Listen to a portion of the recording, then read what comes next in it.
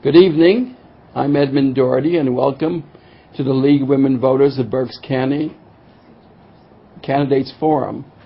On November 6th, we'll be electing a new president, but we also have a number of races in Pennsylvania. One is the Senate race for Senator Casey's seat. All of the federal congressmen, but this evening we're going to be dealing with state offices, and half of the state Senate and all of the House of Representatives are up for election this year. We're going to be having the candidates this evening for the 126th district. The candidates are, and we welcome, James Billman, Republican, welcome. Hello. And Mark Rozzi, Democrat, welcome. The job description of a state representative is that they serve a 2-year term and they initiate legislation and vote to create laws. They approve a budget establishing expenditures and revenue. They offer services within the district helping their constituents, and their salary is $82,500 a year plus expenditures. The 126th district remains the same. The redistricting has not been completed for this election, so that the district that Dante Santoni is in is the district, and he has decided not to run for re-election. The district includes the city of Reading, wards 14, precincts 4, 5, and 6, ward 15 and 17, the townships of Alsace, Exeter, District 5, Lower Alsace and Muhlenberg, and the boroughs of Laureldale, Mount Penn, and St. Lawrence. The format will be that each candidate will have an introductory statement. We will then take questions from the callers and ones that the league has, and then there will be a 1-minute closing statement.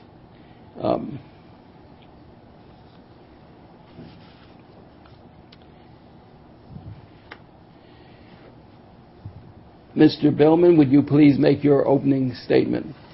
Hello, I'm Jim Billman, running for 126 State House. We've all seen what liberal big government has done for the city of Reading. It's one of the most corrupt, dangerous, and poorest cities in the entire nation. If that's what you want for your home, for your lives, and for your families, then don't vote for me. But if you'd like to see some serious change, then I'd like you to consider me in November. Thank you. Mark Rossi, would you please make your opening statement?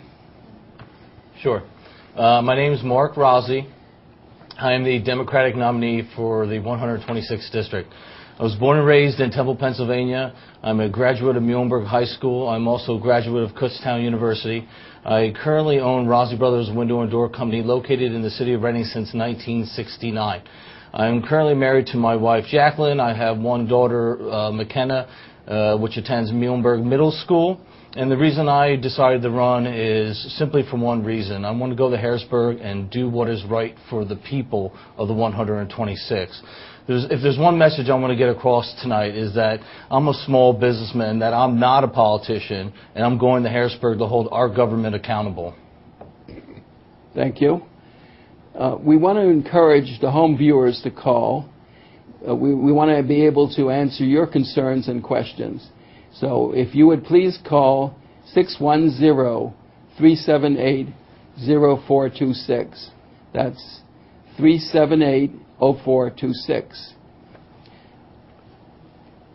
Mr. Rossi, would you please tell us, if you were elected, what your chief legislative priority would be? Okay, thank you. I can't just put out one priority right now. I mean, we have a lot of problems in our state, but there's a couple definitely topics that we need to address. Education, the small business sector, We also need to address welfare reform, and also one of the biggest issues that I think that is really hitting home with our seniors right now is property tax elimination. Moving forward, we have to do what is right for the people here. Not like I said, not only of our district, but of our state. And to have to rent our properties from our schools, it's unacceptable. So moving forward, we need to pump some money into our transportation system here to get some companies moving in here that will definitely create some good paying jobs. Okay. Mr. Billman, your chief legislative priority. Well, I'm a big proponent of HB 1776, which is the School Property Tax Elimination Act introduced by Jim Cox. We've been instrumental here in Berks County. I'm also chairman of Berks County Patriots. And we've been instrumental moving that forward in the state. And we actually have a bunch of buses going up on the 25th to help get that to the floor for a vote. We've been working on it for 3 years with Dave Baldinger's group. I'm sure you've heard of him here on BCTV. I'm also a big proponent of welfare reform, and I mean serious reform. In the private sector, to get a job, if you need to be drug tested in the private sector, why can't we do this for welfare recipients? I really think it's a necessity. We all see the abuses going on. We hear the horror stories, but it's a reality, folks. And something really needs to be taken care of about this. We're losing too many seniors. We're losing about $10,000 a year in Pennsylvania alone to their homes because of school property tax. And, I mean, these are just serious, serious issues that need some serious decisions and somebody willing to put up the fight. And I think I would be that person. Okay. I'm going to be alternating who goes first, so Mr. Billman, you will be first on this one. You have expressed your opinion about property tax. I'd like you to elaborate in terms of reducing the property tax for support of public schools. What taxes would you use to replace the property tax in order to support schools? If we move the school funding to a sales tax base where we put the sales tax up to about 7% across the board, and sorry. Go ahead. Okay. If we replace the school property tax with a sales tax base, move it to 7% across the board, where we're paying it also for food and clothing. A lot of things are sales exempt. Well, when we move that, you're going to have adequate funding to fund the schools, but people are also going to be able to stay in their homes. I mean, it's the biggest burden, especially on the elderly, to stay in their homes when their school property tax payment is more than they paid when they were buying their house back in the 50s, 60s, 70s, whenever they bought them. Their property tax burden is now more than their mortgage payment was. Now they're on a fixed income. We cannot keep doing this to our elderly.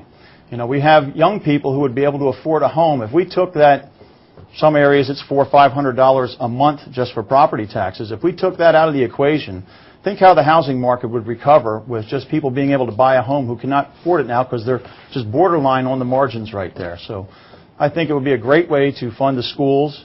It would be a fair way to fund the schools. Everybody would be paying their fair share. It wouldn't just be a burden of the homeowner.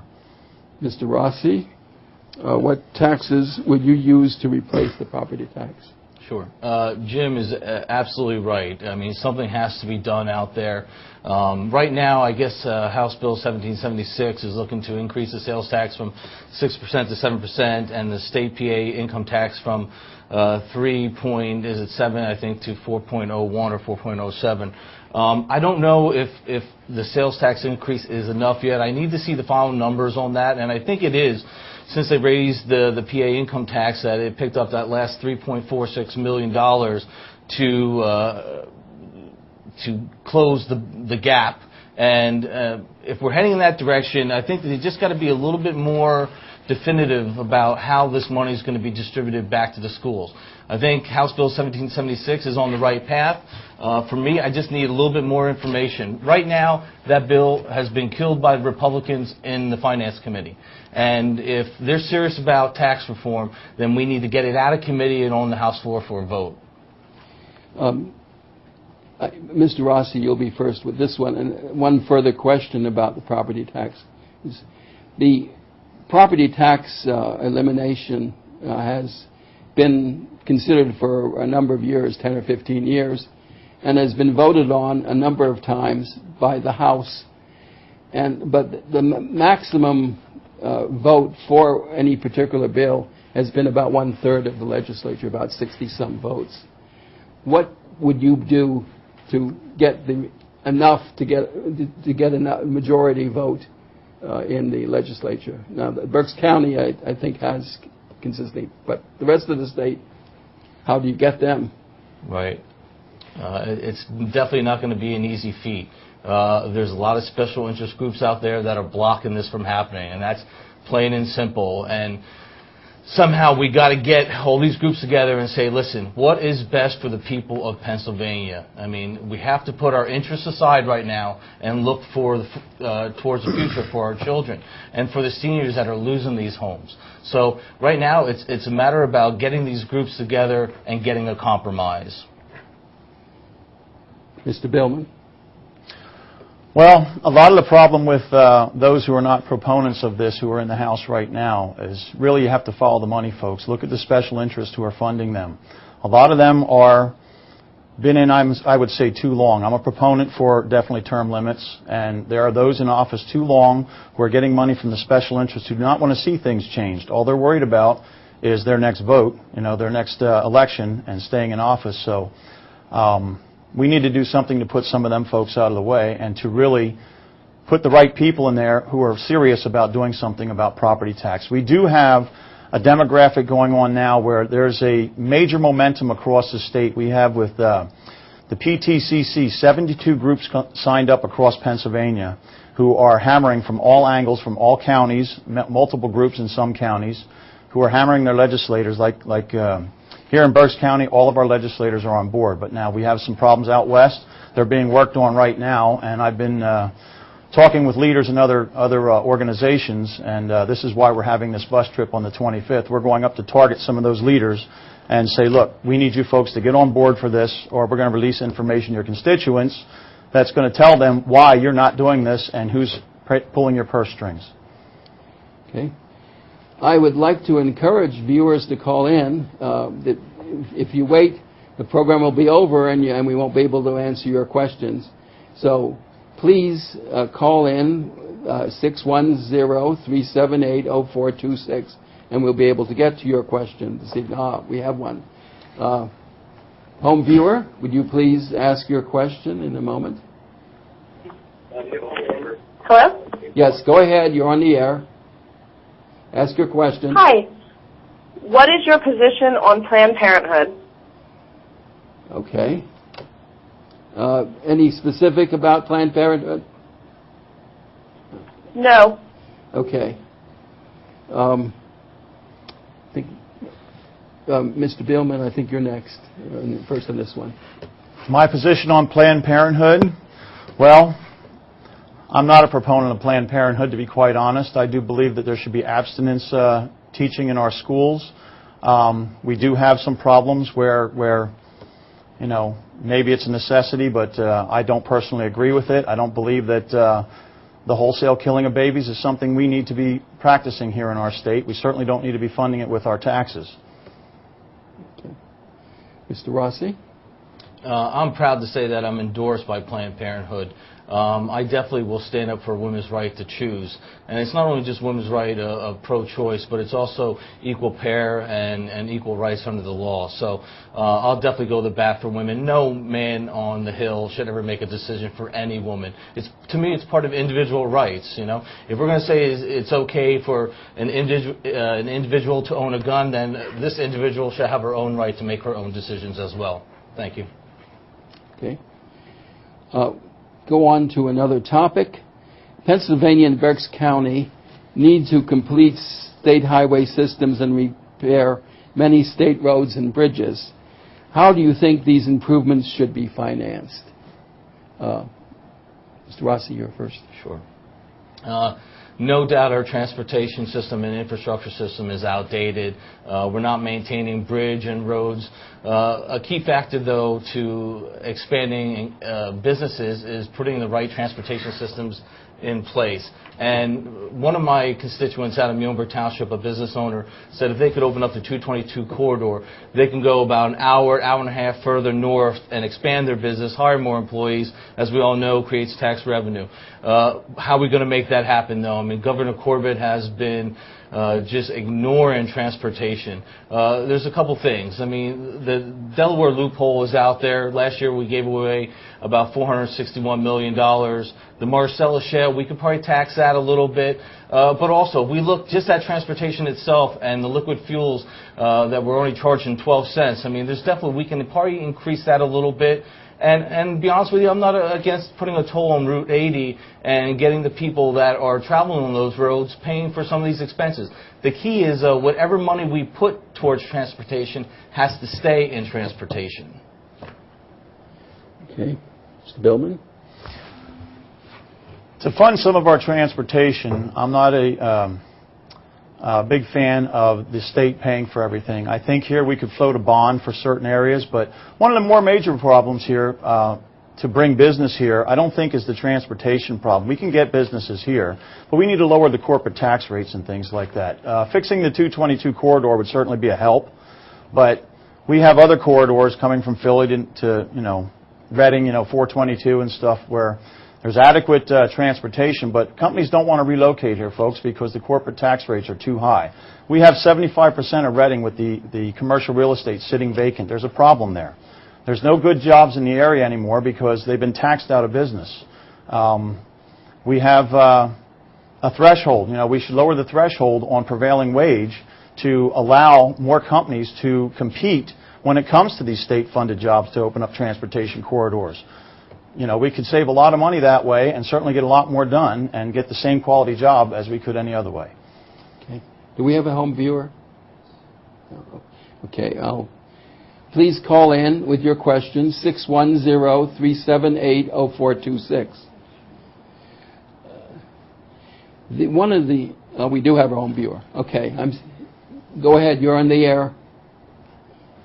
Please come in and ask your question. Hello?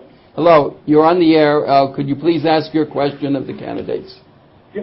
As a graduate of Penn State, what will you do to ensure the tragedies which happened at Penn State will never happen again? And do you feel as though Governor Corbett did enough, or should he be held accountable? Okay. I think, Mr. Billman, you're first on this one. I certainly think anybody who does anything like that should be held accountable. We have plenty of laws on the books right now to make those people pay for their crimes. Anything like that happening is a terrible tragedy, and I agree with that. But I think those who, if Governor Corbett knew about this back when he was Attorney General and did nothing about it, he certainly should be held accountable for that crime. Anybody else who was covering this up or knew anything about it should certainly be brought to justice, because this is something that we cannot tolerate, folks, as a society, and it needs to be changed. Okay, Mr. Rozzi? Again, I respect Jim's answer, especially coming from a Republican, saying that Corbett should be held accountable. No doubt about it. As Attorney General, if he knew what was going on and did not bring Jerry Sandusky, arrest him right away, then he should be held accountable. What happened at Penn State should never happen in this Commonwealth. It is a tragedy. And one aspect, I do believe that our laws are antiquated, though, when it comes to child protection. We have to have tougher mandatory reporting laws so that when somebody witnesses something like this, that they got to call the police. It's not about just calling your supervisor. We got to call the police, and these people got to be arrested. Okay, thank you. Another home viewer, please ask your question now of the candidates. You're on the air. Yes, hello? Hello, you're on the air. Hi. I'd like to know what the candidates' stances are on public education. Okay. Mr. Rozzi? Me? Your view of... I do support public education. I went to school actually in a parochial school. I changed over to public education in 10th grade. And when I did, I can tell you one thing, is that I had to make up almost a year from where I was in Catholic education. I believe that Corbett, we can't continue to cut education. If our children are truly the future, then we need to invest in our children and give them the tools they need. I understand that times are tough and that there's got to be some tough budget cuts, but something that is, you know, that's the future. Our children, we can't cut what will definitely not only help us in the long run and help our city and help our county, but, you know, they're the future. Let's give them everything that we can. There's definitely other areas of budget that we need that can get cut. Okay. Mr. Billman, your views on public education?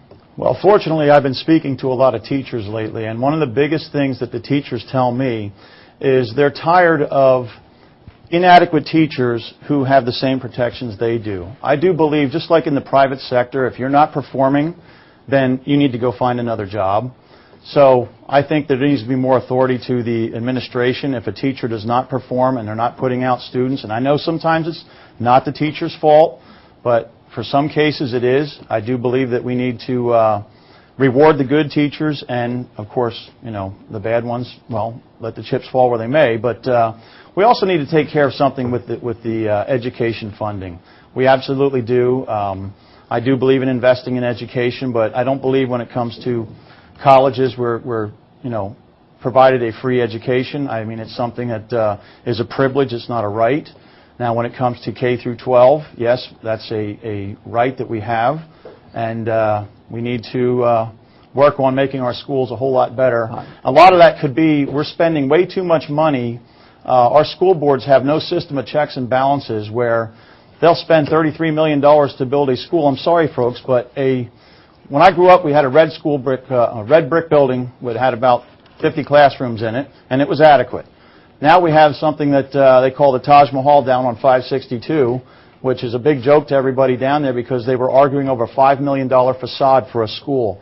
I mean, what was wrong with red brick? We had to spend $5 million more to make it look a little bit better. There's another school in the area that has an atrium. I bet you more kids that go there don't even know what an atrium is, yet we have one in the school. And we don't need to spend money like that on schools. We need to spend it on education, not on making the nicest building and making ours better than Muhlenberg making theirs better than... We have a number of viewers, so could you conclude your remarks, please? That's fine. Okay. Okay, thank you. We have a home viewer. Would you please ask your question of the candidates? You're on the air. Hello? Go ahead. You're on the air. Yes. Ask your question. Will either candidate take a pledge not to receive a pension, or do they plan on being lifelong candidates? Okay, that's clear cut. Mr. Billman, you're first. I've already signed the no pension pledge to the Citizens Alliance of Pennsylvania, and I promise you folks I will not be participating in any public pension plan. It is not up to you, the taxpayer, to fund any public official's pension. I believe in a defined contribution instead of a defined benefit, so I will not be taking a public pension. Mr. Rozzi. I also believe in term limits. I don't know what the term limits are, 2, 3, whatever they may be, but we need to work on term limits also. Okay. Mr. Rozzi. Since I decided to run for office here, to be honest with you, I don't even know how many years it is that I would have to be elected to acquire a pension. That hasn't even been on my mind here, to be honest with you. It's been on, my mind has been more concerned about what's going on in the 126. Now, once I am elected, I will definitely take a look at that and see. One thing I do agree is term limits. That will help the pensions definitely get cut down the road. Some of these guys that are in office for 30 years plus are walking out with pensions over $300,000, lump sum payments of over $300,000. That doesn't happen in the private sector. Okay, so we definitely need to look at ourselves in the mirror first and see about this defined benefits plan if there's better ways, and we all know there is. Okay. Home viewers. We have another home viewer, I believe.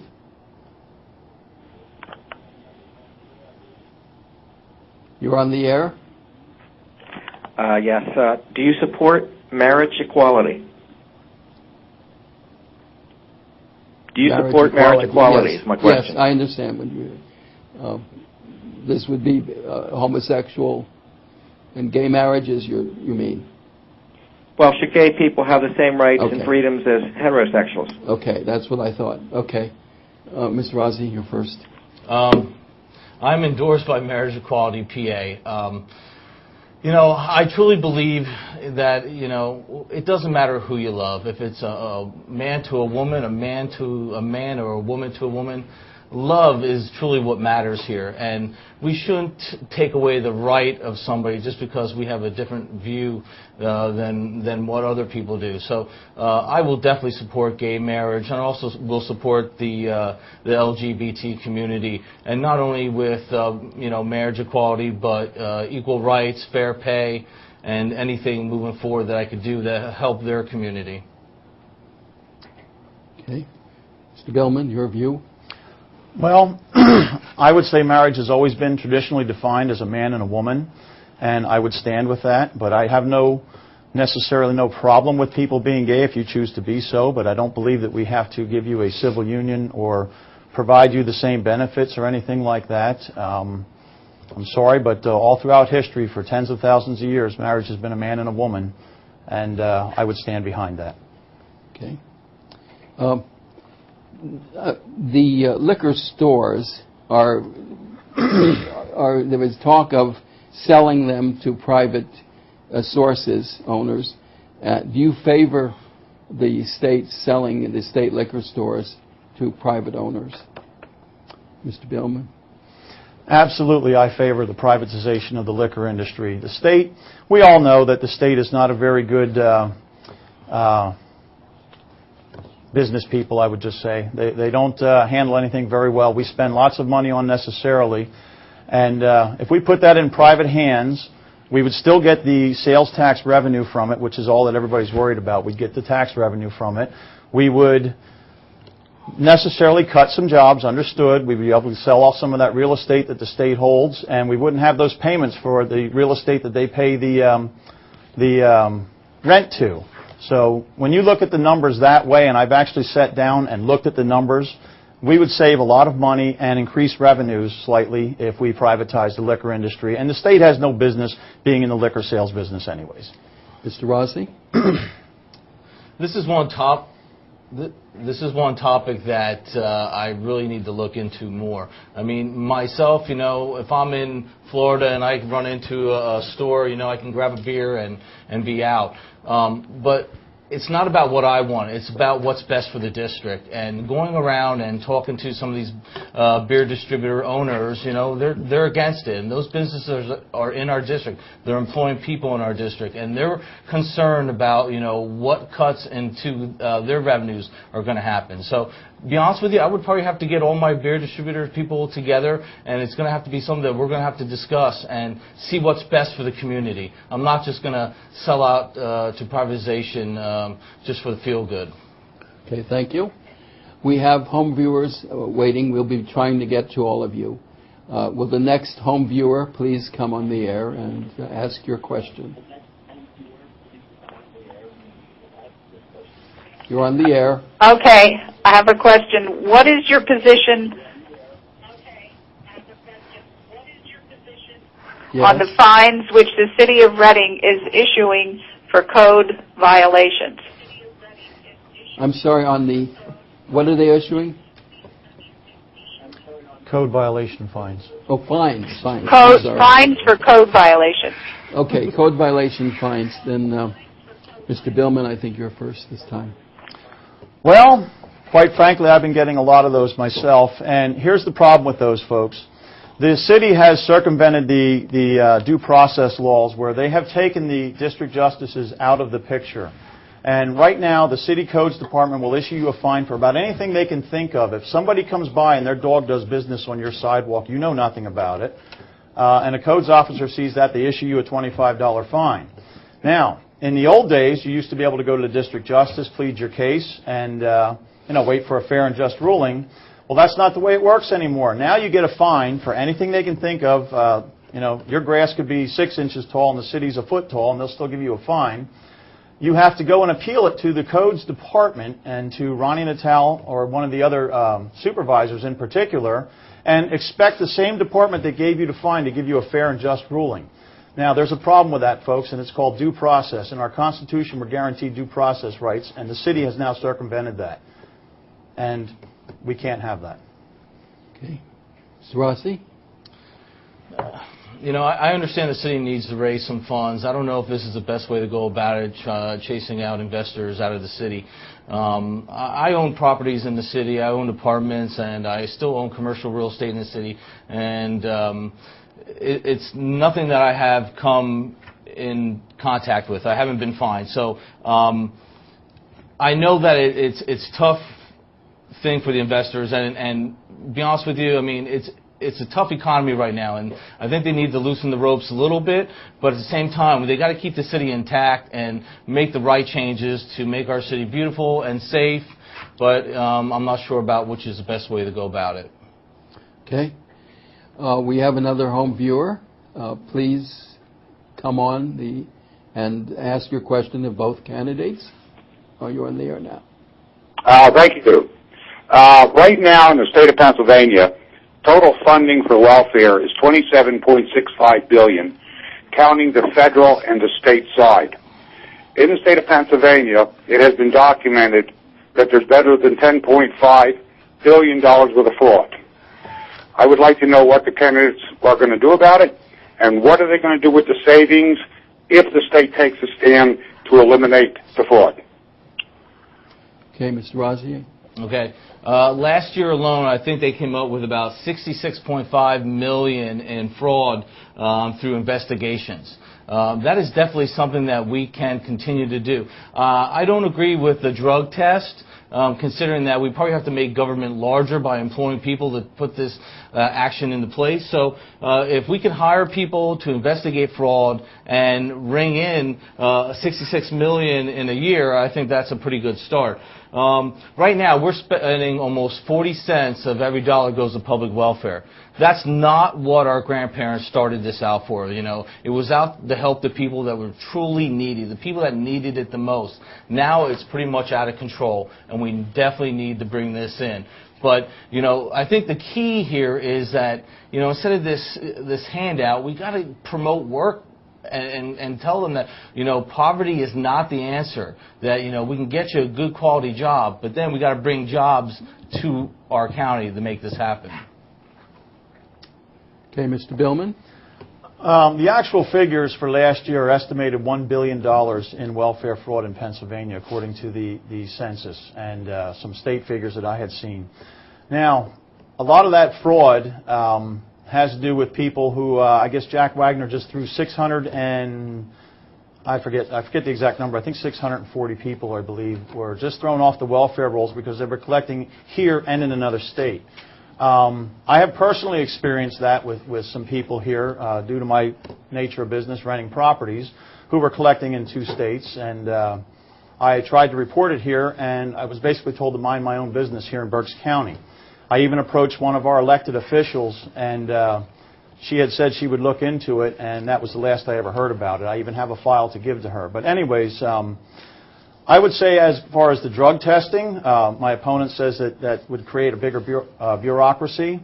Well, in a private sector job, you just take you go over to one of the urgent care, and you give your urine sample, and they test it. And I think we could do the same thing for welfare recipients, or random testing. I think we'd throw half of them off the welfare rolls right away. I don't believe welfare was ever meant to be a lifestyle either, folks. I believe that the law is 5 years maximum, if I'm not mistaken. I remember that under Reagan, but it was a 5-year maximum lifetime benefit, not necessarily consecutive. But we need to re-educate these people and provide, you know, if you're going to collect a welfare check, then you need to do something to accept that check. I understand there's people who legitimately need it, who really have a hard time and have a serious medical problem, things like that. But we all know that there's a lot who do not. And we need to hold the doctors accountable who are giving them the free ride and just saying, oh, yeah, I'll sign your papers. We need to stop this. It's rampant, it's out of hand, and it has to stop. Okay. We have a number of questions. We'll try to get to all of you. Please go on the air with your question, the next viewer. Would you ask your question now?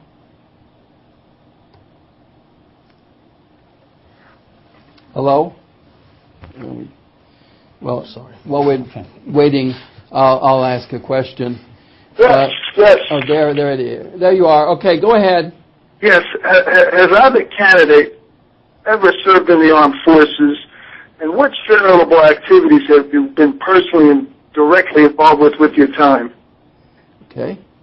I think, Mr. Billman, you're next on this one. I had a very brief tour in the armed services. I am blind in my right eye. I actually had it poked out with a stick in basic training. Pretty nasty, but anyways, that was my brief tour in the armed services. With only one eye, they don't let you serve. But for the past 3 years, we have been hosting every December a great big veterans event with the Berks County Patriots. As a matter of fact, this year for December, we're doing a project for wounded warriors to get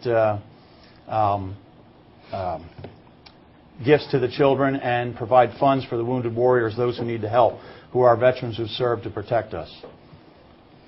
Mr. Rossi, your armed forces experience? I don't have any armed forces experience at all, unlike my father, who was Army Germany. But I mean, Veterans Day, I'm out at the cemetery putting flags in, but that's about it. I mean, I'm not part of any party like Jim here or anything like that, but that's all. Okay, that answers the question. We've gone on to the next viewer. Hello? We're on the air. Hello? Okay. Hello? You're having a problem. I'll go on to another issue while we're waiting. The mayor of the city of Reading, the last mayor, joined other mayors in calling for restriction of handguns. Do you favor legislation that would restrict the number of handguns available to violent criminals? Mr. Rossi? It really depends on the legislation and how it's written. Right now, I know that we need to make the city safer. Is it through handgun legislation that's going to change this, or is it going to be a show of force? I don't think handgun legislation is going to change what happens here in the city. I think we need more police on the street. Okay. Mr. Billman? Handgun legislation really does not curb violent crime. A criminal is going to be a criminal no matter what. They're going to find ways to harm you. I don't think any restrictive gun laws on handguns are going to change anything. All you're going to do is take the good people and take their means of protection away from them. I do believe we need to put more police on the street. I also believe in community policing. When I was a kid here in Reading, we actually had police that walked the streets and knew who you were and knew where you belonged. And if you weren't in your neighborhood, they might say, "Oh, Mr. Billman, what are you doing over here?" And they knew who you were. They knew who the community, not community organizers, the block captains were and things like that. And it was a little bit safer place. And we all know that that's out of hand now. And we need more police on the streets, not just driving around in their cars. We actually need them out walking a beat where they know their neighborhoods and things like that. So. Okay. We can now try and go to a home viewer again. We will take the next home viewer. You're on the air. Would you ask your questions? Yes, I would like to know your opinion on the illegal immigration problem here in Pennsylvania. Okay. Mr. Billman? Well, illegal immigration. Well, if you come here illegally, you're illegal. You do not deserve any benefits or anything like that. If I went to anybody else's country illegally, I would be illegal and I would be subject to the laws of their land. That would mean putting me in jail, deporting me back home, whatever they would have to do with me. I do feel bad for some of these people. They're not all bad people, but there's a legal process to come here. And we need to follow the legal process. And we do not need to make people who are illegal now legal just to keep them here. We all know that that's usually just to get votes out of them, but we need to hold them accountable. If you come here illegally, I'm sorry. We're going to deport you, send you back home. Then you have to come through channels and try legally to get back here. I'm not against you being here. I'm against you coming here legally. And we need to enforce those laws We've all seen what's happened on the border with some of our Border Patrol agents getting killed. That wouldn't be happening if we weren't encouraging illegal activity. Okay, Mr. Rozzi? America is still the greatest place on earth, no doubt about it. And there's a lot of people that want to come to our country, but they have to do it the right way. Now, the illegals that are here now, I'm not for just, rounding them up and then taking them back. Absolutely not. If we can have a process in place to legalize them, have them become good citizens, hard workers, I'll stand behind that. But there has to be a process, no doubt about it. And you're right. We cannot be giving these people benefits. It's unacceptable to everybody else who's paying for it. Okay. We can go to the next viewer. Hello, you're in the air. Please ask your question. Okay, my question is this. If elected, what would each candidate do to promote businesses in the 26th district? Okay. Mr. Rozzi? No doubt we need to get businesses to come back into our county, our city. We have a lot of empty buildings right now in the city of Reading, which we could open up some great businesses and hire some people. The one thing that's critical for businesses wanting to come to any location is the skilled workforce. Okay, so we need to have a workforce that's educated, and then they must have the tools to be able to perform the jobs that are going to be needed. So no doubt, even some tax credits would help in employee hiring. Also, I do believe the corporate net income tax of 9.99 is high compared to other states. As a business owner, I don't believe I should have to burden that tax when other companies that are setting up shell companies in Delaware are paying no corporate net income taxes. So there's definitely a lot of things we could do, but it starts with a skilled workforce. Okay, thank you. Mr. Billman? We do have a lot of vacant commercial real estate here, and one of the ways to bring businesses here is to lower that corporate tax. We need to provide incentives for a business to come here. Right now, from experience, I have a friend who tried to set up a business here in Reading, Pennsylvania, just a small machine shop, and he ran into so many roadblocks and red tape. And one thing he ran into was $1,000 he had to sit down and speak with the zoning people. It was $1,000 just for the hearing. Well, he needed to get his business up and running. He actually had people wanting contracts. And he went down to Morgantown to the old Grace Mines property down there. And I'm not sure who he met down there, but they took him by the hand, got him started. Within 2 weeks, his business was up and running. He's very successful now. He's got about 8 or 10 employees. Not a lot, but it's a start. And he's employing people that are making good money. And they fast-tracked him into that building down there. Here in Reading, the roadblock was just unbearable. It took him over a month just to get the hearing scheduled, and then he canceled anyways because it was just too much. So we need to make a real fast-track process for our businesses to come here and provide incentives to get them in here. Okay, we have some more questions. You're on the air. Next. Hello, you're on the air. Thank you. My question is, given close association with Mr. Rozzi and Mayor Spencer and the solicitor of Muhlenberg, and he's also the solicitor for Reading Area Water Authority in Mount Penn, how do you figure your close association with these people will better help you with all of the corruption and the city of Reading entering Muhlenberg through their pipes to get to their toilet and their sewage and ultimately to their wallet? So Muhlenberg residents now pay for... What is your question? The question is, how will the close association of Rozzi and Spencer, how's that going to help the rest of this area? Go ahead. Be honest with you, I don't really have many close associations with anybody in the city. That's something I have to work on. As you all remember, in the primary, I was out there alone. I wasn't backed by anybody. Everybody in the city was behind my opponent. I didn't have many friends. Needless to say, after winning the primary as a Democrat, I definitely have to go out there and pull our fellow Democrats together and do what's best for our community.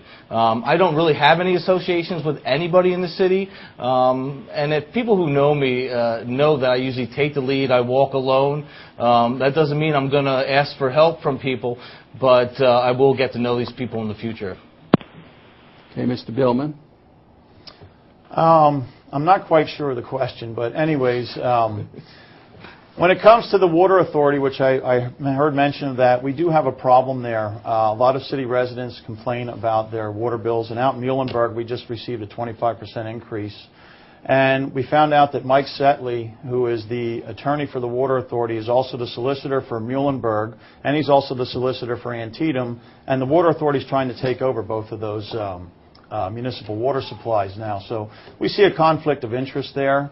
I believe it's a problem. I certainly would work with my constituents in my district to curb that kind of thing for them and make sure that our authorities are not taken over by a private entity like Rawa, if that was the question.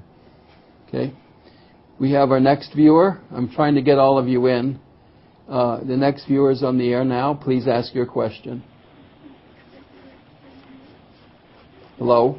Yes, hello. I'd like to know what the candidates' ideas are as far as bringing jobs to Berks County and how to stimulate the economy in the area. Okay. Mr. Billman?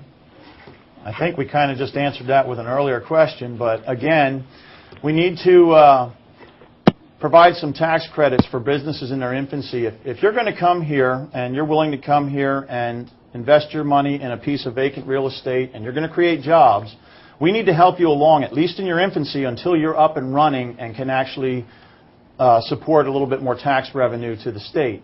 What I mean by that is if you're going to come here and build widgets, whatever you're going to build, and maybe you can only afford a 4% tax rate for your first couple of years, we need to give that to you as long as you're building your business, you're investing back in the community, you're building up the workforce, then we need to help you along. We need to fast track you there. We really need a one-stop shop, a real one-stop shop where you come to one person, that person will help you with all the state and the local, federal paperwork, whatever you need to fill out to get your business started and actually put you in the driver's seat to get up and running, because you don't need to go through all the bureaucracy to get your business up and running. You want to make your widgets. That's what you want to do. And we need to help you get there so you can provide jobs to the people in our community. Mr. Rozzi? As a business owner, I'm also endorsed by the Pennsylvania Business Council as well. So one thing I can tell you for sure is I'm going to go to bat for small businesses in our community. Again, we did discuss this earlier. Pennsylvania is not a business-friendly state. We need to make changes to want to make business come to Pennsylvania. But, we can lower the corporate net income tax. We can give them tax credits. But for me, it's truly education. We got to have a skilled workforce in place that these companies will want to come here, and then they'll have the employees they need that they can trust and be able to run their company. Without education, for me, I can't be pro-business without being pro-education. For me, they go hand in hand. Okay, thank you. I think we have another question. Please go on the air and ask your question of the candidates now. Yes, let me turn them. My question is the Pennsylvania ID law is likely to prevent almost 1 million Pennsylvania citizens from voting. What is your position on the new Pennsylvania voter ID law? Okay, Mr. Rozzi. Okay.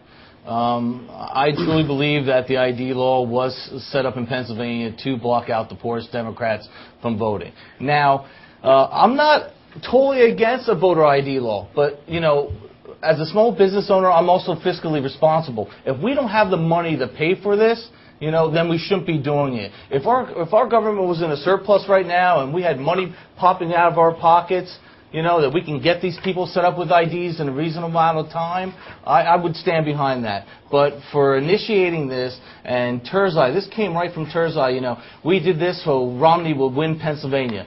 Unacceptable. Mr. Billman? I would have to say I'm a big proponent of the voter ID law. It just costs me nothing to show you my driver's license.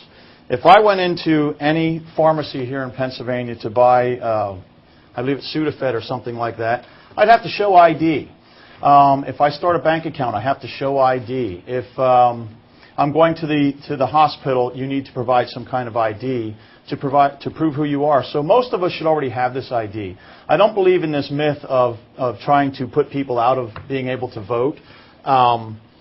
You can get a free ID from the state if you really cannot afford one. So if it's an inconvenience for you to have to travel over to one of the photo ID places, I'm sorry, but we provide busing and things like that. And you can get your ID, and there's plenty of time to do it now, folks, if you really need an ID to vote. So there is no excuse not to get one. May I ask a follow-up question? We'll have one more question, and then we'll have to go to closing statements. We have a person on the air now? Good evening. Yes.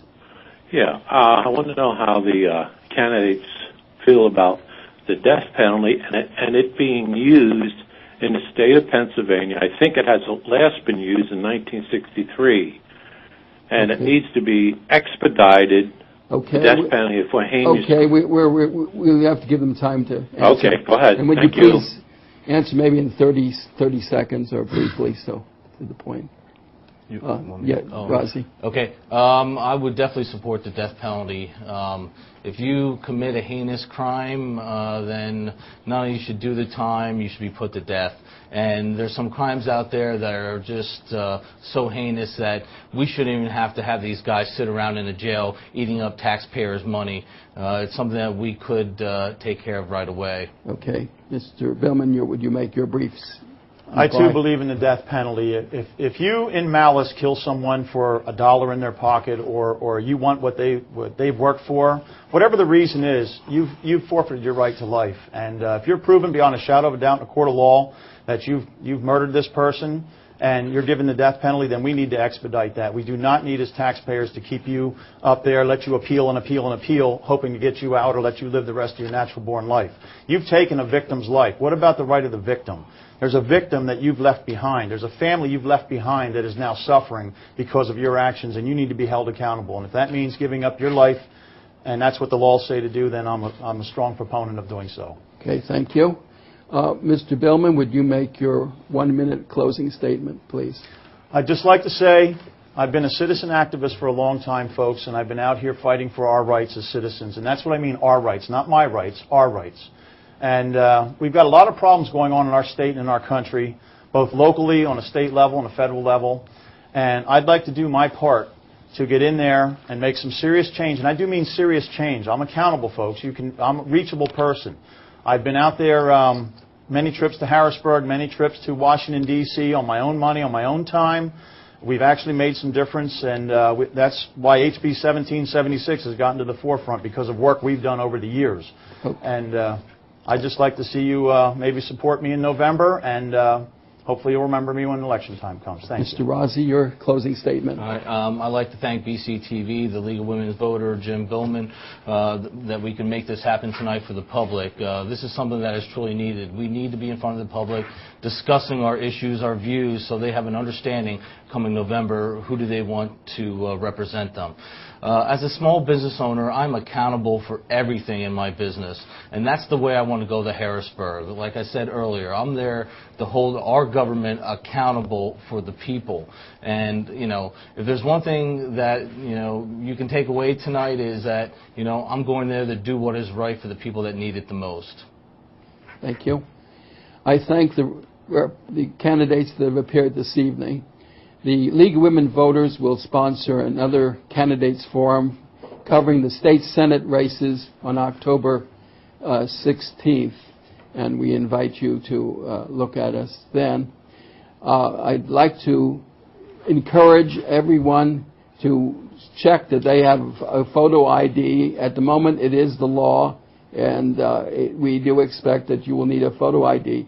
Driver's license, passports, identification of a school, and identification from a elderly home, personal care, or nursing home are all ways that can be done. But please look into it if you do not have any of these, because you will need them in order to vote, although there can be provisional voting, but you would still have to produce photo ID to make it valid. So good night all, and thank you.